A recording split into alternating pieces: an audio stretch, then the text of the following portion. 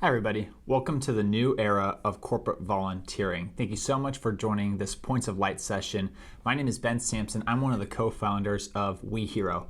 We hope you get a lot out of this session. This session is very much focused on making sure we understand the new formats of volunteering that are taking the corporate force by storm and engaging more volunteers at scale and creating more impact than ever before. We're super excited to walk through all of these different formats and all the levers that you can pull right now in your own companies to make sure you're making lasting change and adjusting for these times as volunteer formats continue to shift and change just the same way that our businesses are today. So before we get started, I always like to joke that we want to make sure you're in the right classroom. With our time together, we're going to talk about a few key things. First and foremost, how and why to adjust existing volunteer experiences. We have a lot of data that we've been looking at over the past 2 to 3 years in regards to why creating new volunteer experiences and formats is so important to increase engagement in this day and age. Then we're going to be talking about new and exciting volunteer formats for you to explore at your own company, levers for volunteer execution that you can pull today to increase that scale, increase that impact right now, and how to build the corporate volunteer program of tomorrow. We're going to go big picture with these programs, help you understand what you can do and what you can think about so we're building the volunteer programs of tomorrow. Now, a quick disclaimer that this is not a prescriptive session. This is an idea generating session. We are just going to scratch the surface of all the different formats that are out there today, all the different things that can be done to increase impact and scale when it comes to our volunteer programs. But what we really want to highlight here are the key things that we are noticing right now that are fairly easy to implement today. And also, we hope that this generates a lot of ideas for your existing programs.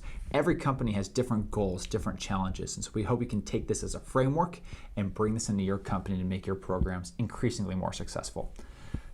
Now, why are we the experts in corporate volunteering? Why should you listen to us? At WeHero, we plan and execute corporate volunteer programs that scale and that make a huge amount of impact and that are very unique experiences. Our job is to make sure that folks that are in corporate social responsibility, ESG, so on and so forth, the people that are responsible for engaging employees and creating impact with volunteerism, our job is to make sure that they're successful. And so we constantly are creating and building new volunteer experiences, launching new formats to enable this scale, to enable this impact through volunteerism. And we have a lot of data to look at. We've been working with hundreds of companies that are in the Fortune 500, along with a number of small and medium-sized businesses that are launching volunteer programs, some of them for the very first time. And so when we look across the data for all these large companies, medium-sized and small businesses, we're able to understand what really works, what is generating scale, what's generating impact, and also what is creating a huge amount of employee engagement in a very successful way. And so we've brought this in for you, and we hope this information is really helpful to bring into your programs moving forward. So before we dive in, I want to say that this is about the long game. You're going to hear me talk about a few different things during this presentation, and one of those being activations versus volunteering. I think we have a huge opportunity when it comes to volunteerism, and I often call it activations because our big goal when we work with companies is that we take a first-time volunteer and we can get them to be a long-term volunteer. Because the amount of impact that can be created and engagement that can be created by converting someone from what I call a level 1 volunteer to a level 3 volunteer is immensely helpful. We'll talk about why that's so important. So again, you're always talking about, how do we activate employees rather than thinking about just volunteerism. We're also going to talk a lot about long-term versus short-term impact. I think it's really easy to fall into the trap of doing what's easy when it comes to volunteerism, making sure that we're just feeling good and making a little bit of impact here and there. But there's things that we can do to consider to make huge amounts of impact in the long term for some really big nonprofits that need support out there, or small nonprofits for that matter. And then the other thing we'll talk about is the big picture, the culture of volunteerism that we're trying to establish within our companies. Almost all of us that are probably watching this, we're trying to establish this flywheel, this culture of volunteerism where people are excited to volunteer, are eager to be engaged, and they keep coming back over and over again because they're having incredible experiences within their companies when it comes to volunteer efforts. Where we want to start with you now is building the corporate volunteer program of tomorrow and what that looks like. Now, to give us a really good visual of what this can look like and how we can structure our programs, we created something called the WeHero flywheel. Now, as you can see in this flywheel, there are a couple key components. First off in the flywheel, we want to talk about activating employees at the earliest opportunity, level 1. So we think about new employees that are getting hired into the company, intern volunteer experiences, so on and so forth. As we think about that big, broad volunteer culture that we're trying to create, we want to start by taking the new employees that are coming into the company, because that's some of the low-hanging fruit, along with the employees that have never experienced volunteering from our companies before. Now, we call these level 1 volunteers. Now this level 1 through level 3, these steps, we got this idea from Chris Jarvis, who's from Realized Worth. They do a lot of thinking in regards to how to get the most out of your volunteers in your culture and how to build really successful programs. This level 1 volunteer is someone that's probably never volunteered in their life, or they probably haven't volunteered at their company. Our goal here, again, is not so much the volunteer efforts that are taking place, but what we call activation.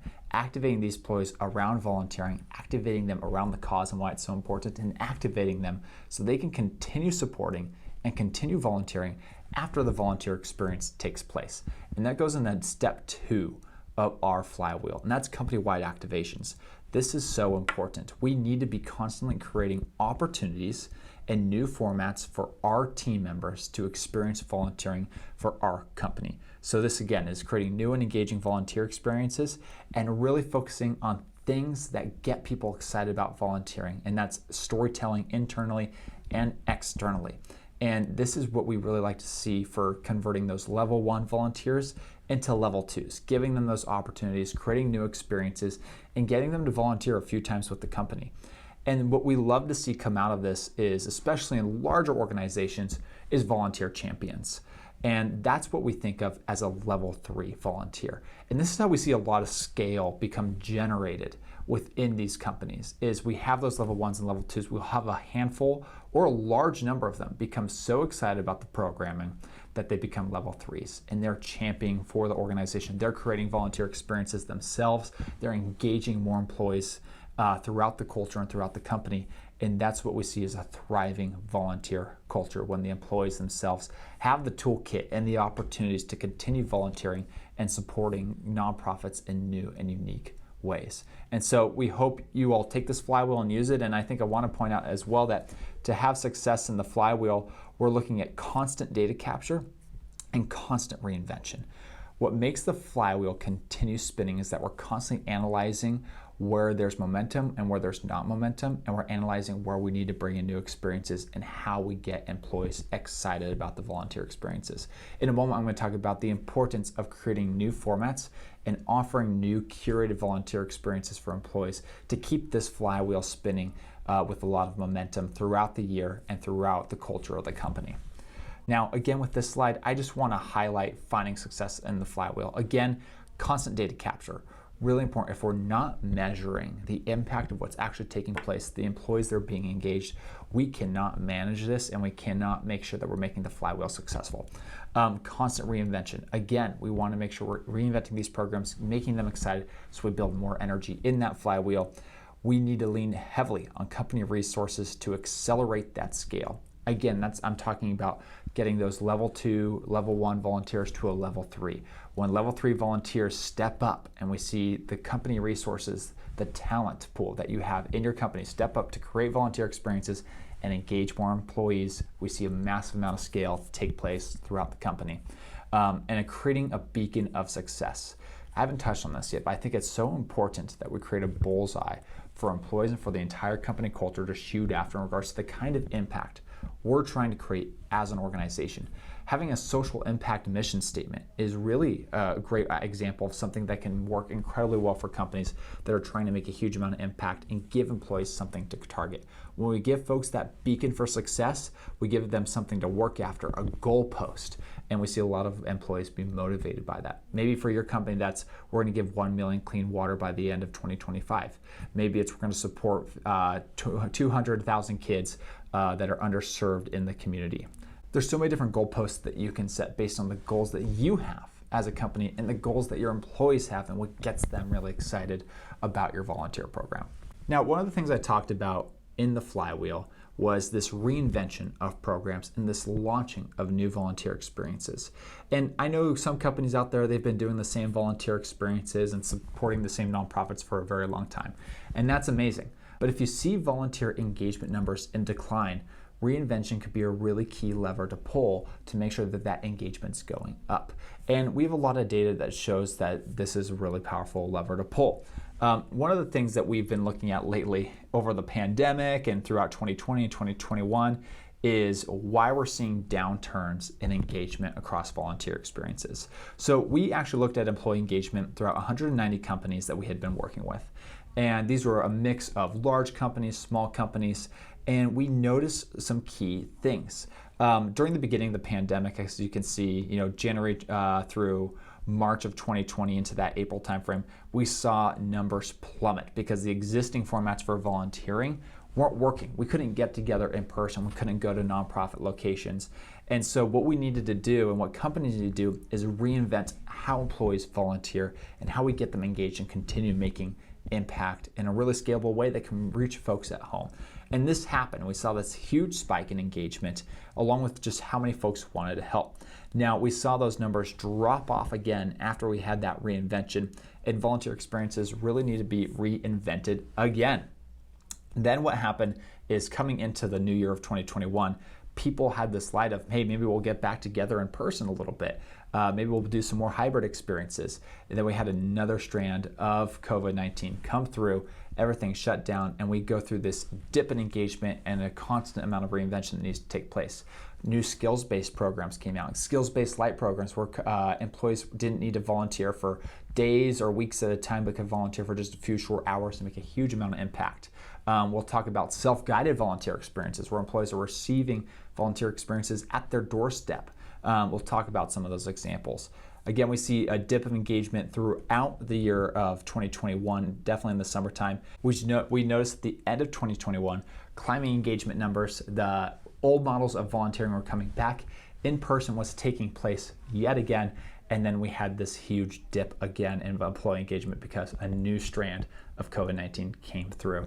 And we constantly see this reinvention. Now, one of the things I want to highlight is COVID does play a role in this, but what we notice is that after the wave of COVID comes through and we see the decline in employee engagement, it takes some time for engagement numbers to climb back up. And we notice a very strong correlation of reinvention of volunteer formats and experiences and new employees jumping on, ready to engage with those new and exciting formats. We survey a lot of employees and we know now that they don't want to do the same thing over and over again. These employees, they want new experiences. Their time is incredibly valuable. They want something that's going to excite them, get them engaged, and usually work within a fairly short time frame.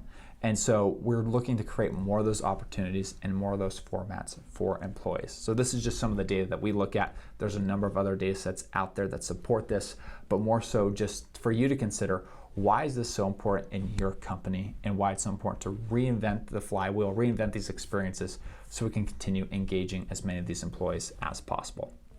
Now, the how is the big question here. It's really easy to go, oh, we need to reinvent volunteering constantly. But the how is the really important piece here and how we do this as folks that are trying to create very successful social impact programs.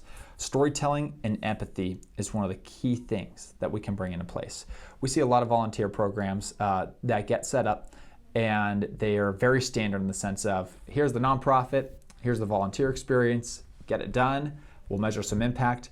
But we're missing a huge piece of this, which is, again, that activation piece. We want employees to get excited about this cause and continue supporting afterwards. Storytelling is a huge vehicle for doing that. We want to make sure that people have empathy through these stories, that they can understand why this is so important and why their time is so important. That's a missing piece in many programs, and we're seeing that when we input that storytelling and empathy piece, we see a lot of success in the programs. Engagement technology has been huge, especially as our world becomes more and more virtual. I'll show you some tools that we've used in the past for engaging employees through WeHero volunteer experiences as an example. And these tools are immensely helpful for making sure we're creating unique experiences where employees can engage from anywhere in the world and partake at the comfort level that makes sense for them. So engagement technology is amazing. It's only getting better. We'll talk about the use of Web3 and things that we can do there. Virtual reality experiences where people can really empathize with what's actually happening on the ground when a natural disaster takes place or when people are getting clean water for the very first time. We can talk about how to engage audiences across the globe through technology like Mentimeter and others for live polling and make sure we're understanding how people are feeling through an experience and how they feel like they're actually making an impact with the time that they're donating. New fresh formats, again, is something that we really lean into for this how component. We're going to talk about fresh formats that you could consider in your company, and then again, this activation versus volunteerism. So let's dive in to some of these very new and exciting volunteer formats. And again, we're just scratching the surface here. There's so many new formats that are getting created every single week, but these are some of the key formats we want you to consider when executing your volunteer programs today.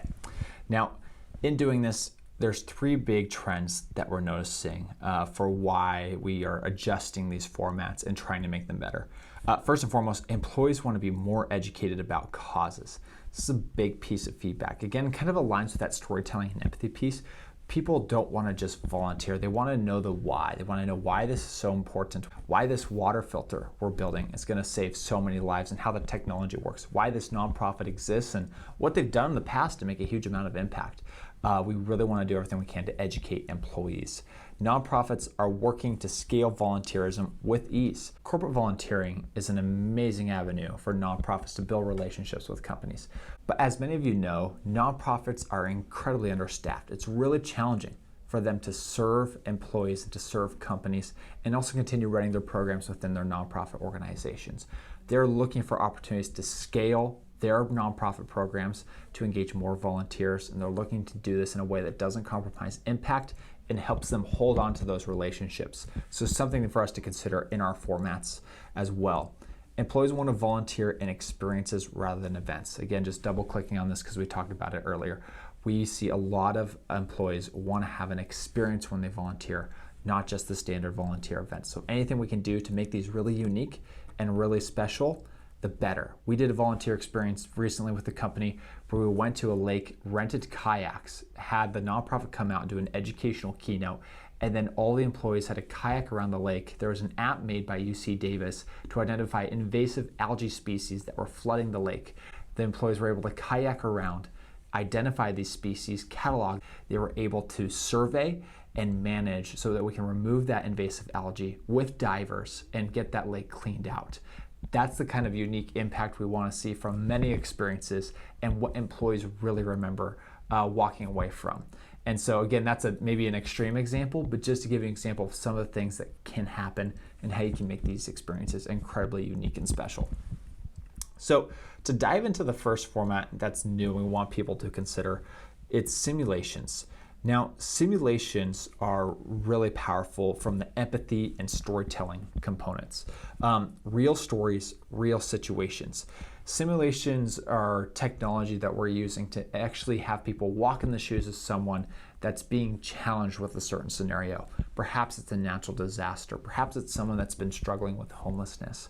We want people to really empathize with folks that are going through those challenges and help them realize that these people shouldn't be identified by the challenges that they're going through.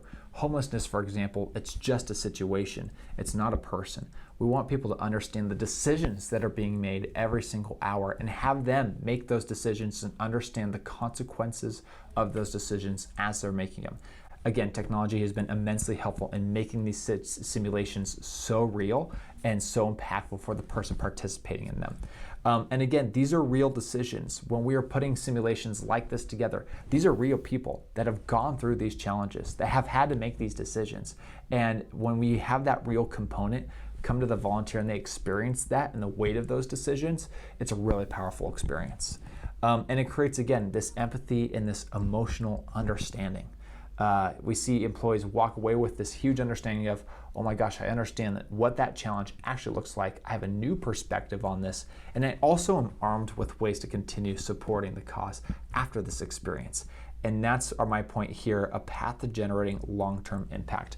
When we activate employees through a simulation and we give them that massive amount of empathy and understanding, they're able to then be armed with the resources to go out and make an impact on their own with their own time. And that's the goal of this, is that we can activate employees, they can be inspired by the cause, have a deep understanding of why it's so needed, and go out and do things like skills-based volunteering, do things like volunteer in their local community with nonprofits supporting that sector that the experience was focused on. They can do that now and create long-term impact, and these experiences should have resources for them to go out afterwards and support those causes. And the benefits again of simulations, one is just the empathy and the storytelling component. So huge. Like, you can't create a more powerful experience, in my opinion, than through a simulation experience where people actually have to make those decisions. The other thing is long-term impact. These are really powerful activations that generate a lot of long-term impact, and our data supports that.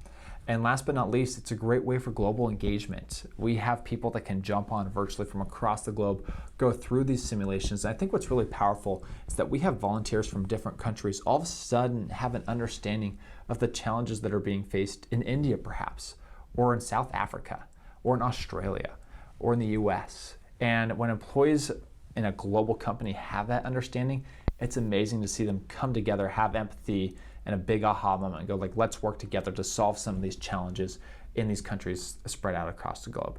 And so again, a lot of big pros here and a lot of excitement around simulations. I hope your company considers trying one of these in the future. We're here to help do that if anybody needs some support in trying this on for the very first time. The other format that we want to talk about that is not super new but continues to become more exciting is shipping and logistics. Now, a lot of you probably experienced the shipping of volunteer experiences during the pandemic, and some of you may have experienced it before then. We're taking these volunteer experiences that used to be done in person, and we're meeting the employees where they're at, making it easier for them to volunteer. So Box, for example, may show up at an employee's doorstep with 15 different components to build a water filter. During a live experience, they'll log on, they'll learn about the nonprofit, they'll hear stories about the people that are being impacted, and then they'll build that water filter. And one of those water filters will give 12 people clean water for 10 years. Pretty huge amount of impact. And so we've seen a lot of this take place with the shipping of volunteer experiences to offices and to homes. Now, there are definitely some negatives when it comes to shipping volunteer experiences, and we want to call those out. One of them being waste. Another con is the carbon footprint. We really incentivize people to offset their ship to make sure that they're doing everything in as carbon neutral of a way as possible. Disconnected. Sometimes employees that aren't brought together in a live experience, they feel disconnected, which connection is a huge part of many of these volunteer experiences. The team building aspect is a huge piece of these volunteer experiences. And so if not done correctly, we can see that disconnection take place. And then lost packages is another big one. Shipping's hard. It's the Wild West of shipping today. For the foreseeable future, it will be. And so lost packages, people feeling left out of the experience, those are all cons that can take place if things aren't managed accordingly. Now, there are some huge positives when it comes to shipping these volunteer experiences, especially as our corporate world becomes more and more remote. One is hands-on while virtual. We like to think of all the sensations we as humans have when we're going through an experience. One of them is sight, one of them is scent, one of them is touch, and touch is a really big one that we like to focus on. Employees feel a strong connection when they can make an impact with something physical. It enables that other sensation that doesn't get enabled through some other volunteer experiences. So hands-on and really touching the product that you're creating, like that water filter, for example, and understanding the technology of how the filter that you were building is going to give 12 people clean water for 10 years, that's powerful. And so that physical touch is really, really important. Scale is another big thing.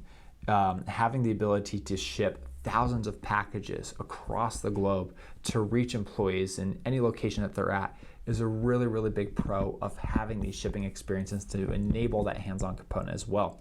So we can reach a lot of employees that way.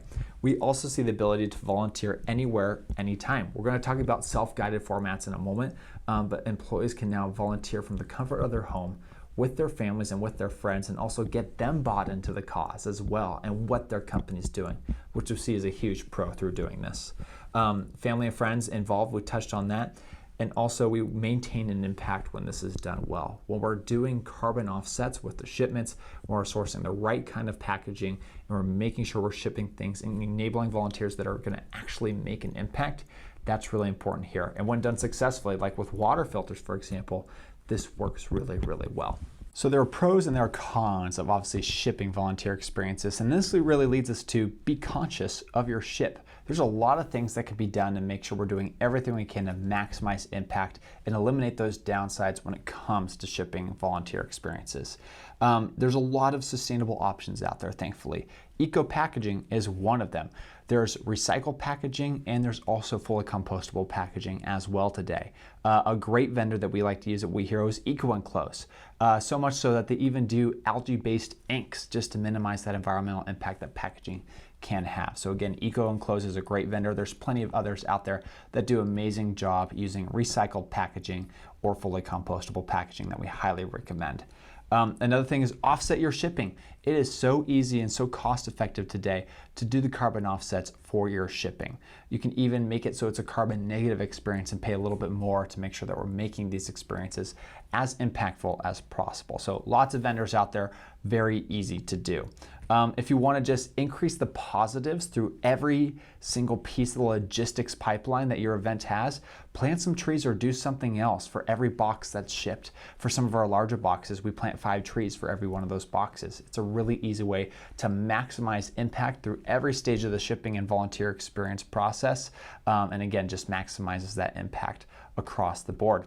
And that leads us to making sure that for every negative, we're creating a much bigger positive. Some volunteer experiences, it doesn't make sense to ship them because the impact is too low.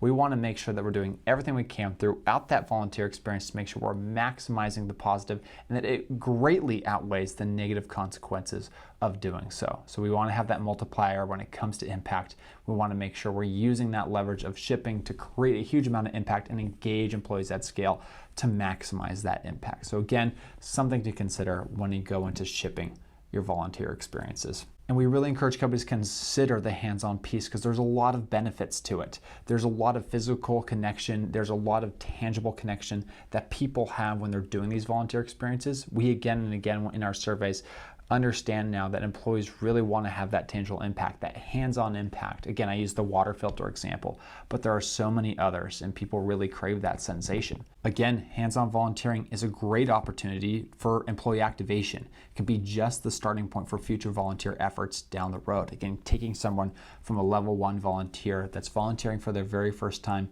going through an activation like this, and then getting them to be a level 2 and level 3 volunteer. And again, this is amazing for families and friends that can learn about what your company is supporting and about the positive impact that your company is making. Involving those families, involving those friends is really special. And it also allows volunteers at times to complete the volunteer experience at a time and in a place that makes sense for them. So it just engages more employees by making it easier to volunteer at a location that makes sense for them. Now, the next format we're going to take a look at is not a new one. It's skills-based volunteering. Many of you are likely very familiar with skills-based volunteering, but there's a lot of new formats that we want to consider to make these programs more successful and more exciting for the volunteer. Today, there are some challenges. Employees have to make an effort to source skills-based volunteer opportunities. Right now, there's a lot of marketplaces and platforms where nonprofits can post volunteer opportunities and employees can go and apply for those opportunities.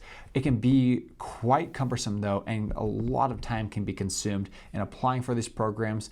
And also there's not a lot of quality checks to make sure that the experience is going to be a really good one. We have a lot of stories of employees going into this experience, not having the experience they expected, not feeling like they made a ton of impact, and being discouraged to volunteer in the future. And so that's something we want to consider. The other thing is that there's 619,000 virtual volunteer opportunities out there today. Sifting through that to identify volunteer opportunities that meet the time requirements that you have, that support the causes that you want to support and that your company wants to support, and to make sure that's an experience that you will enjoy and that you feel like you're actually making impact in. It's really hard to narrow down and find those experiences. So there's challenges there. There's also a threat of busy work. Time and time again, we have employees that go, I went through the volunteer experience, it just felt like busy work. We need to do everything we can to eliminate that because we run a huge risk of having a level 2 volunteer, someone that's been very excited about volunteering for the company, go down to a level 1. Vice versa, we could have a level 1 volunteer doing this for their very first time and not have a very good experience and never want to come back and engage with the company and volunteer experience ever again. So things we need to consider and challenges that companies are currently facing. Now, there are some things that are really exciting us right now with skills-based. And one of the things that's exciting us is companies that are actually flipping the model around. And what we mean by that is, again, going back to the standard marketplace where nonprofits would post volunteer opportunities, there are platforms out there that are allowing employees to post their skill sets as an opportunity. Then nonprofits, as they have projects, can go and invite those employees to participate in a skills-based program with them. It's much more time effective for the employees, and the experiences are much better because nonprofits are creating programs and creating projects that can actually fit the skill sets that the employees have in doing that matchmaking process. It's also increasing the amount of impact being generated as well with that formula. A company that's wonderful at this is Revere Software. They do a great job at flipping this model around. Highly recommend taking a look at the work that they're doing and why that adjustment in the model has been so successful for companies that are working in that capacity. Another area that's really exciting us right now is curated volunteer projects. Again, there's 600,000 plus virtual volunteer experiences out there. So sifting through that noise can be really challenging. And so having curation be done in advance before employees go to a volunteer for those opportunities is really healthy. We can make sure that the volunteer opportunities are aligning with the goals that the company has, aligning with the cause areas that the company has, and making sure also that it's an experience that's acceptable for the company's standards. And what I mean by that is that the experience is going to be really powerful and beneficial and high impact for the volunteer that's doing that. The other thing we want to do is make sure we're vetting the nonprofits in advance to make sure they're really good nonprofits. And this is all in an effort to make sure these employees are going to have really good experiences, they're going to maximize impact, and they're going to come back for future engagements. So every opportunity they have when they're volunteering is an opportunity for them to have a good experience and come back and keep making that impact, increase that level from level 1 to level 2 to level 3 volunteerism. And last but not least, when it comes to that curation, is just making sure that there's a massive impact. When we're curating these opportunities, we can make sure that the impact is at such a level that it makes sense for the company, it makes sense for the employee, and the time that they're about to donate to that cause area. So something we want to consider and something that gets us very excited right now about curating projects like this. The next area, or the next format I should say, that's really exciting us is self-guided volunteer experiences. Now, what does this look like? Self-guided volunteer experiences is really masterclass meeting volunteering. So it has a shipping or fully virtual component to it.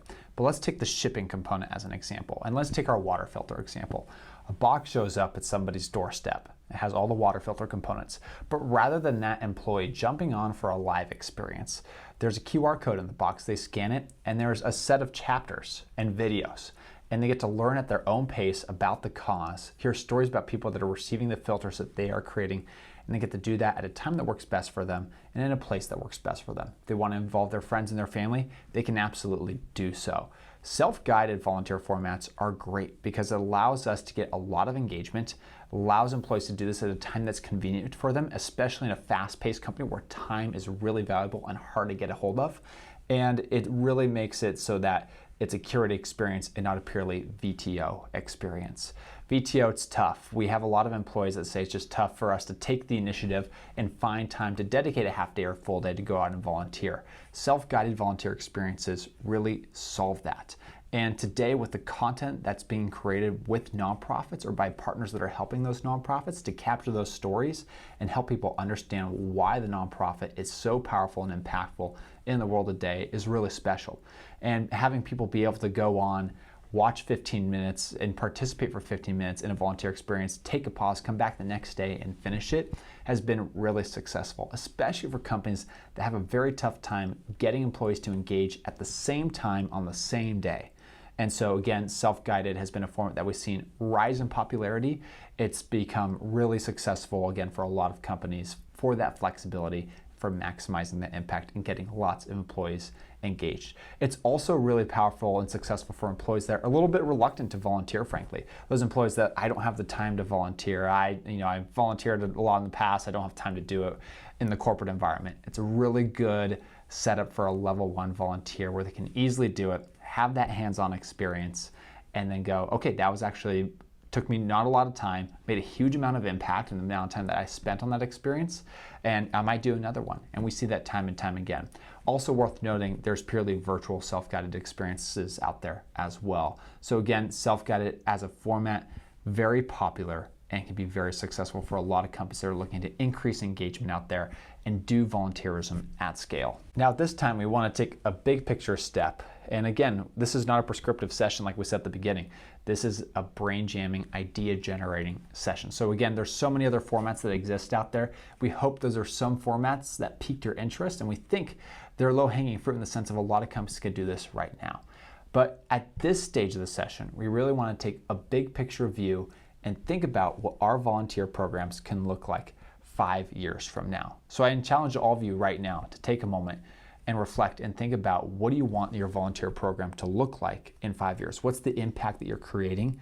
How are you going to get there? What do the experiences look like?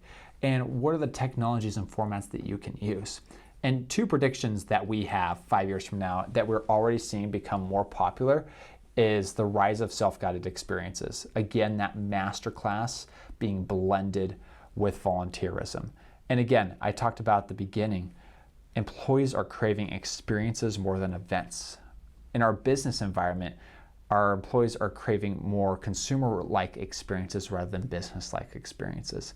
The experiences and the content that's created today and the things and the choice that we have in today's world, the bar is so high. And so we have to recreate that in an exciting way in the world of volunteering and have the same level of engagement and participation that we're looking for from our corporate groups and from our employees when it comes to volunteerism. And so self-guided does that in a really great way because the content can be really powerful and when it's done correctly, and employees have the flexibility to do it at their own time. So again, big prediction of more popular experiences that are to come, self-guided being a really big part of that format. The other thing that we think about a lot is how Web3 and the metaverse and simulations are going to play a role in volunteerism. We talked a lot about how storytelling and empathy are so important for creating very powerful experiences for our volunteers.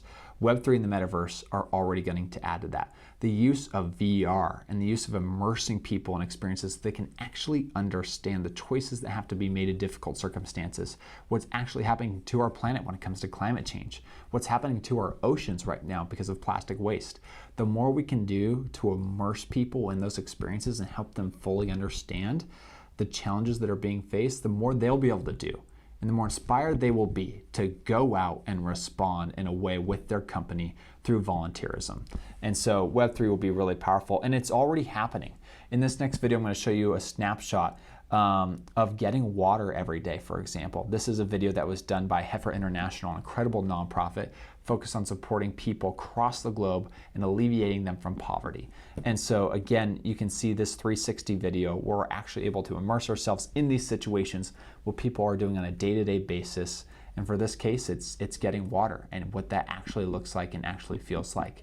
And the goal here is that that storytelling and that empathy piece is so much more powerful than it has been in the past. Now, we covered a lot of information today, a lot about volunteering, a lot of different formats, and it can be a lot. And again, this is just a brainstorming session. We hope that people have new ideas that are coming out of this, and we're only able to scratch the surface with the time that we had here today. But there are a few levers for execution, a few things that you could do to make your life easy, and things that we're seeing that are very successful right now. One is that when it comes to engagement, there's an easy way to get higher engagement numbers, and that's just understanding that volunteering is very seasonal. When we look at the hundreds of companies that we partner with, for example, there are key points in the year where volunteering is in high demand versus other times of year. And just by timing your experiences that are curated, you can have a huge bump in engagement. And so I always try to encourage folks, let's roll the boulder down the hill instead of pushing the boulder uphill. So doing volunteer experiences during Earth Day, during Giving Tuesday, during other social impact days throughout the year where people are already excited about the cause area is a huge win and a huge lever that you can pull. At WeHero has a social impact calendar you can take a look at. It's free on our website, and you can see social impact days that we know employees care about, and we know they're going to be wanting to participate at higher rates than they would be on just a traditional Tuesday, Wednesday, Thursday during the work week. Self-guided formats are enabling scale. Self-guided is a really easy transition to make for a lot of companies, and so it can be a huge enabler in increasing engagement, especially for companies that are struggling with engagement right now. It can really help you reach those numbers and those goals that you're looking for, and help activate more employees, getting them from that level 1 to that level 2 and 3 volunteer that we're all looking to get to. Testing constantly and launching new formats. We talked about how important it is to launch new formats and keep things exciting. We really encourage folks, just as an easy lever, to test. Every company is a little different. The goals are a little different. The culture is different. And so testing and figuring out what formats are successful and which ones are not is going to be really beneficial. So we encourage you throughout the year and every year to test new experiences here and there. See what employees really gravitate towards, and then move on from there with your investments to make sure that you're building volunteer programs that your team members and your employees really care about. And skills-based continues to boom. We have a lot of employees that are becoming more and more educated about skills-based, which is very exciting. So thinking about the formats of skills-based that you can do that can scale really nicely, and you can make sure you're maximizing impact and giving folks a really good experience. So again, going back to those format changes that we're seeing in skills-based that are working really, really well is a really easy lever to pull, a really easy switch to make, and can make a huge amount of impact in the long run. And last but not least is just building mission and purpose into everything you're doing. I think a lot of companies, they don't have that goalpost that we were talking about earlier. They don't have that mission for employees to go after, that tangible number, that tangible goal, whatever it is. And having a mission, a social impact mission for your company, and that statement of what that looks like is really beneficial and gives that goalpost and that beacon for employees to chase after and help them understand why our company is so passionate about this. We see a lot of companies where volunteers are volunteering and supporting causes all over the place, which is awesome. It's so cool to see hundreds of nonprofits being supported by thousands of employees. But I think a mix is really beneficial, where there are some curated volunteer experiences that are dedicated to supporting specific cause areas and specific goals for the mission that the company has set in regards to what they're going to do in regards to social impact. And that's a clear message that translates into everything that the company does. Why we work here, why employees want to work here, what our brand sentiment looks like. All of that can be translated through a mission-driven impact statement. And so something to think about as you're doing all this is having that goalpost, making sure that mission's really clear, and understanding what your big goal is for the work that you're going to be doing at your company. So I thank you all so much for listening to this presentation. Again, we were just able to scratch the surface of what volunteerism is doing today. There are so many new formats and there are so many changes happening out there. Even right now, we're seeing new things come out that are so exciting. And so we hope this was just an idea generating session for you.